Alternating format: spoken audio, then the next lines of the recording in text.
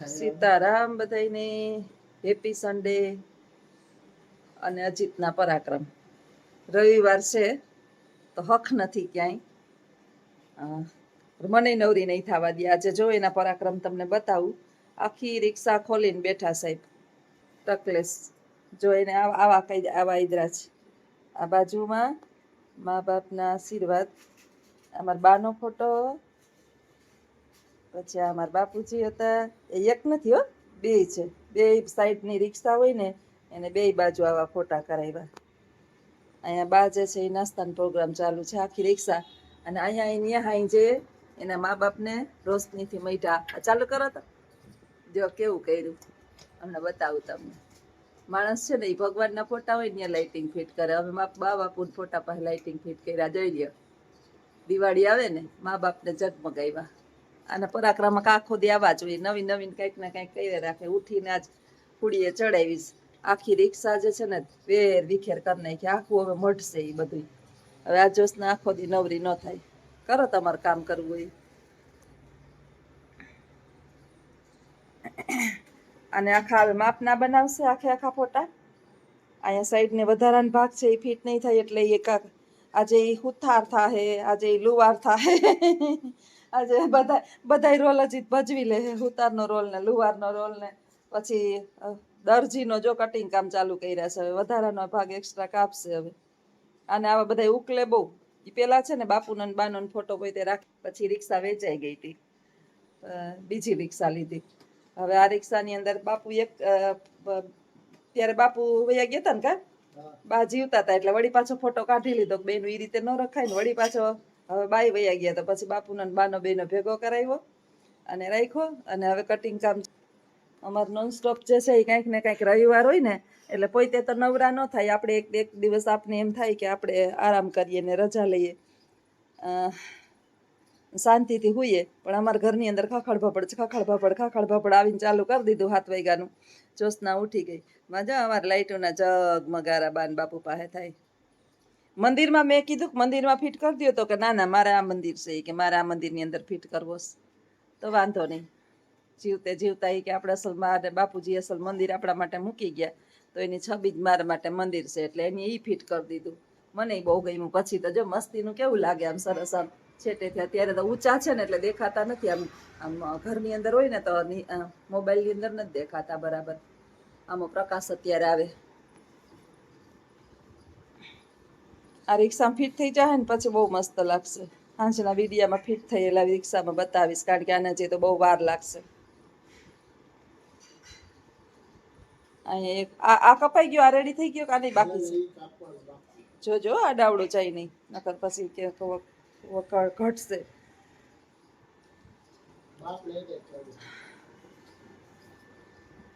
હું હજી તો ઉઠી અને ચા પીતો. આજ વિચાર હતો કે રવિવાર છે ને તો મોડે સુધી સૂતું રહેવું. મોડે સુધી એટલે 7 સાડા 7 સુધી. એક દિવસ નિરાત હોય. ત્યાં તો સાહેબે આવી અને ખાખડ ભપડ ચાલુ કરી દીધું. હવે ઉઠવું જ પડ્યું. મારા સ્ટાફને એમ કહેતા હોય કે આજે અમે 12 વાગે ઉઠશું, આજે અમે 10 વાગે ઉઠશું, આજે અમે આરામ કરી લેવું ને. એટલે પેલા હું બા હતી ને એટલે કહેતા કે બા હોય ને બા મને હુવા ના દે. હવે અમારા બાનો ગગો છે. રવિવારે ખખડ ભપડ ચાલુ જોઈએ એનું. કાંઈક ને કાંઈક રિક્ષાની અંદર કરતા હોય. હું વિચારતી હતી કે ધૂંચારા કરું, પણ હમણાં ધૂંચારા નથી કરવા. દિવાળી નજીક આવે હજ અને એક દીમાં કાંઈ થાય નહીં, અધૂરું રહે. એના કરતાં પછી નિરાતે કરશું. હવે એક વેકેશનની અંદર ક્યાંક ભગવાનની કૃપા થાય ને ક્યાંક કરી આવશું, ફરી આવશું. પછી નિરાતે આવી અને કરશું. 21 દિવસ તો વેકેશન છે. એમાં અમને કેટલું આપે એ ખબર નહીં.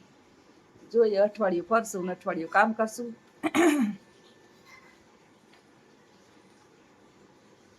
ચાલુ જ છે એનો પ્રોગ્રામ. ને બા નાસ્તો કરીને આજ રોટલી કરતા ને ભાખરી કરતા ને આળસ થઈ એટલે ચા ને પટ્ટી પાવ હતા ને ખાઈ લીધા. પાવ ચા ને પાવ કંઈક કાયમનું થયું. પછી એક ને એક વાત. એમ તો હાંજની ખીચડી પડી મારી માકે વઘાર નાખું. અત્યારમાં વઘારીને કાંઈ માદણાને બોલાવા. હાંજે મસ્ત શીરો બનાવ્યો હતો. એને તો શીરોય બાને તો ભાવે. ટાઢો પડ્યો હોય ને મસ્ત કાજુ બદામ ને કિસમિસને નાખીને અમારા બાને ખવડાવતી ને મજા. બા માટે કંઈક ને કંઈક મને ખબર છે કે એને હું ભાવે એ બનાવું. કંઈક ને કંઈક બનાવું. ખાઈ લઈએ. કંઈક ખાવામાં કાંઈ પ્રોબ્લેમ નથી. અસલ ખોરાક ખારી છે. પણ પાછું વળી યાદ આવે એટલે ચાલુ થઈ જાય એટલે હાઈલે રાખે છે. વાંધો નહીં, એમને એનું જીવન પૂરું થઈ જાય, વાંધો નહીં આવે. કાલે આશીષનો ફોન મારા દીકરાને આવ્યો હતો તો બાને કે મમ્મી કચ્છમાં મોકલી દે, ટિકિટ હું કરાવી દઉં, આવીને આવવું હોય તો તમે આવો. મેં કીધું ના ના, અમારે કચ્છમાં નથી આવવું ને, આવીને ન ગમે. આવીને અહીં મારી દીકરી, હું એની દીકરી છું, મારી પાસે નથી ગમતું, એ તમારી પાસે રહીએ. મારા આ એકલહુડા છે એટલે એને બહુ માણસ જાજા, બહુ માહોલ થાય ને ધડબડાટી બોલતી હોય ને ઘરમાં ચીચિયા ચોરીને એવા વાતાવરણમાં રહેલ જ નથી. ગામડામાં રહેલ છે, પરમ શાંતિ, હાવ નાનકડું, જેને કહીએ ને કે સો ઘર હશે કદાચ, એવડું કાંઈ વસ્તુ મળે નહીં. શાકભાજી એ અમારા ગામમાં ન મળે, દૂધ એ અમારા ગામમાં ન મળે, વાહન એ અમારા ગામમાં ન મળે. તમારે વંથલી ઉતરો અને તમારે ઘેર ગામડે જવું હોય તો વંથલીથી રિક્ષા કરવી પડે સ્પેશિયલ. આખા દિવસની અંદર એક રેઢિયાર બસ છે, એ હાંજે જાવી હોય તો જાય એટલે નામ રેઢિયાર છે. અમારા ગામના પૂછતા હોય ને કે આ બસ જવાની, તો કે રેઢિયાર છે, આવશે તો આવશે, નકર નહીં આવે. એટલે આપણે તો વાટ જોવાની જ નહીં, રિક્ષા કરીને વહી જવાની. અને આ એવા ગામમાં મારો ઘરવાળો આવ્યો બાઈ ગોતવા. નહીં હું હતી બરોબર હતી, આ મને અહીંયા રહેવા દીધી હોત તો મારે અમારી માને લઈને ધક્કા ન થાત ને, એટલે માદી કર્યું રહેત ને બે એકલ્યું.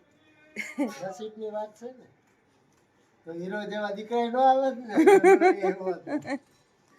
હીરો જેવા દીકરા આવ્યા બે કા.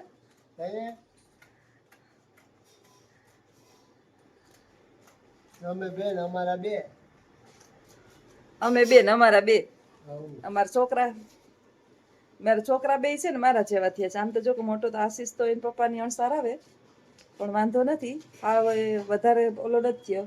અને નાનકડો તો મારી ઝેરોક્સ કોપી છે. ઉજળો પછી હું બાઠડી છું, પણ હું લંબાઈ એના પપ્પા જેવી થઈ. લાંબો એ કોક પૂછતું હતું તમારા દીકરા ક્યાં છે, ના કોક હા કોક કચ્છથી આપણા વિડિયા જોવે છે. એની એક દિવસ હું કમેન્ટ વાંચતી હતી કે અમે કચ્છમાં રહીએ છીએ, તમારો દીકરો ક્યાં રહીએ છે. મારો દીકરો નખત્રાણામાં, પ્રોપર નખત્રાણાની અંદર રહીએ છે. ગણેશનગર કંઈક પ્રાથમિક શાળા છે, એની અંદર શિક્ષક છે. છેલ્લા કંઈક 8 વર્ષથી ત્યાં, આ 7-8મું બેઠું છે, એટલા વર્ષથી ત્યાં જ છે. અને નાનકડો પોલેન્ડમાં છે. એની 1.5 વર્ષ 3 વર્ષથી પેલા બીજા દેશમાં હતો, ત્યાંથી હવે આ દેશમાં આવ્યો. હવે એવા દેશ એવી રીતે ગયો છે કે સેરેગન કન્ટ્રી, એટલે અમુક એના 1-2 કાગળિયા બાકી છે, એના પૂરા થઈ જાય પછી એને ઠીક લાગે એ દેશની અંદર એ ફરી શકે. સેરેગન કન્ટ્રી કે ભાઈ 21 દેશ સાથે જોડાયેલી, અને પછી એને એ આપણે કંઈ સમજીએ નહીં, એ કહેતો હોય, મને કાંઈ ખબર નથી. આપણે આપણો છોકરો સુખી છે ને એ જોવાનું, અને સારા સંસ્કાર છે એ જોવાનું. થોડું ઘણું મોકલા હોય ત્યારે તકલીફ પડે આપણે આર્થિક રીતે ને બધી. એમ તો સીધું યુરોપના દેશમાં જવું તો બધા જેની મોકલા હોય એને ખબર હોય, 30 લાખ ને 33 લાખ ને 40 લાખ ને. આજ જ કહેતા હતા કોક મને કે હા જો હું આવ્યો તો અંદર કઈ કામ ધંધો છે નહીં, મોકલ્યા પર 5 વાર વિચારજો, કંપની ફ્લોગ નીકળે. હા એજન્ટ થ્રુ એજન્ટ એમ કે આ કંપનીમાં તમને આટલા વર્ષથી વિઝા આપે, આ છે તે છે, પણ ખરી રીતે એવું કઈ હોતું નથી. કેમ કે હું પણ 7 દેશ રખડેલો છે, ભલે નોન નેટિવ છે પણ હું 7 દેશ રખડેલો છું. ગલ્ફના 7 દેશ હું ફરેલો છે. એટલે કોઈ પણ કન્ટ્રીની અંદર ગયા પહેલા 7 વાર વિચારવું, એજન્ટને પૂરેપૂરો પારખી લેવો, પૈસા દેધા પહેલા 5 જગ્યાએ પૂછપરછ કરી લેવી ભાઈ. બટાને ફ્રોડ બહુ થાય છે, ફ્રોડ બહુ થાય છે. છોકરાઓને વિદેશની અંદર પૈસા કમાવા અર્થે આપણે જઈએ મોકલીએ ને, ત્યારે એક વાતનું ચોક્કસ ધ્યાન રાખવું કે ફ્રોડ હોય, કંપની નામનું ચીજ ન હોય.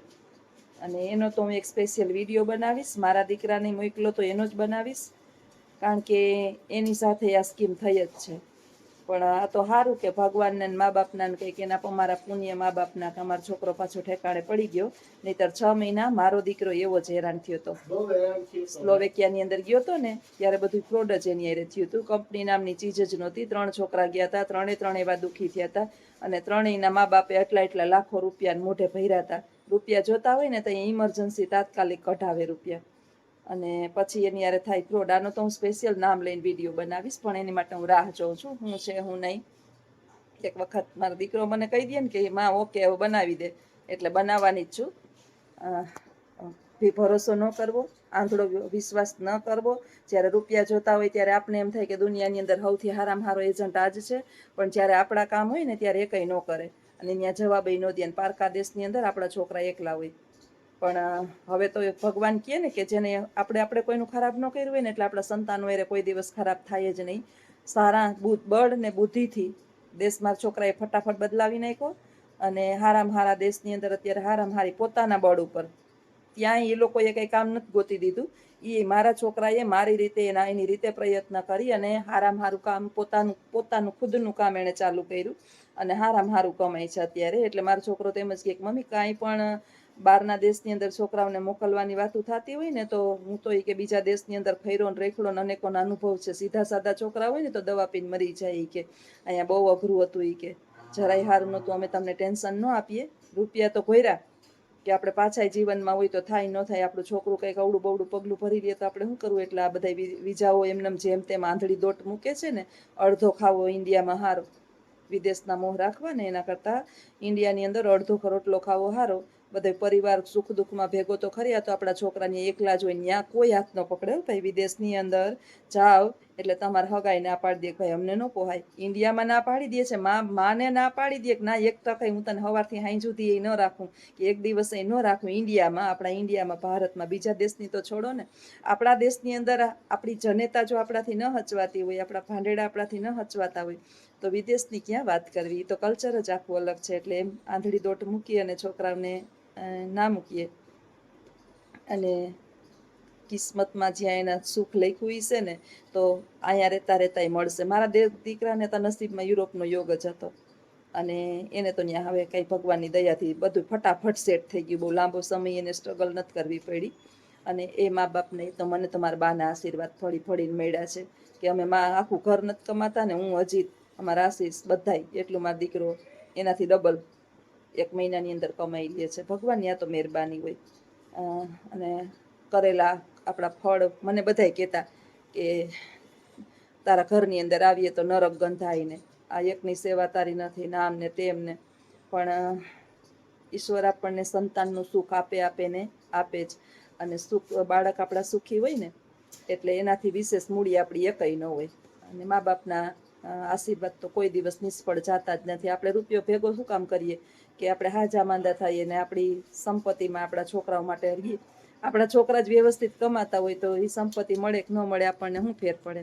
એટલે મારા તો બેય ભગવાનની મહેરબાની છે, બેય રાજાન કુંવર જેવા છે અને બેય હારામાં હારું કમાય છે. એકને સરકારી નોકરી છે અને એક વિદેશની અંદર છે કે કદાચ મારે 4 ધામની યાત્રા કરવી હોય ને પ્લેનમાં તો એ મારો દીકરો મને કરાવે એમ છે. એ ટેન્શન નથી કાંઈ. ઈશ્વરની આ બધી મારા મા બાપની મહેરબાની છે. હા હું હારાની મા બાપ એટલે મારા મા બાપ નહીં, મારા સાસુ અને સસરાના આશીર્વાદ અવિરત મારી માથે સતત રહે છે. જીવતા ને બાપુજી મારા સાસરા, મેં એની સેવા કરતી ને ત્યારે મને એમ કહેતા દીકરી તું એક દિવસ એવી સુખી થાય છે, એવી જ્યોતિ કહેતા જ્યોતિ તું જોજે એક દિવસ બહુ સુખી થાય છે. કા બાપુ? તો કે કોઈ હાહરાની સેવા ન કરે આવી રીતે. નાકમાં હળો પડ્યો હતો બાપુને. પછી એ ડૉક્ટર કહે કે આ સારું નહીં થાય બેન, આ ભેરાઈ જાહે કે બાપુને નહીં આ કે ઘડીકમાં મેળ નહીં આવે. આ મેં 2 મહિના સુધી નાકમાંથી આપણે લોહીને પરું કાઢીએ ને એમ કાઢીને એનું મેં સાફ કર્યું હતું. તો એ બાપુ આ એકદમ નાક જેવું નાક પાછું થઈ ગયું અંદર, નાકની અંદર આપણે નસકોરા હોય ને એમાં. અને એના માટે તો લોહીને પરું નીકળતા હોય તો હુગઈ થાય આપને. તો એ બાપુ એમ કહેતા કે કદાચ નર્સ હોત ને, ડૉક્ટરે છેલ્લે કીધું કે અમારી નર્સું આવી ડ્રેસિંગ ન કરે કે બેન કે તમે બહુ કર્યું કે બાપાને જેવા હતા એવા કરી દીધા. દિલથી કરીએ ને તો બધું સારું થાય.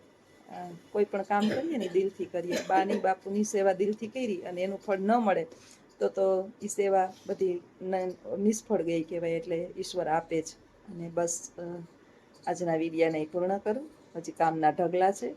અને વિડીયો અમારો આવો ગમ્યો હોય તો ચોક્કસ લાઈક, શેર ને સબસ્ક્રાઈબ કરજો. આવજો. સીતારામ.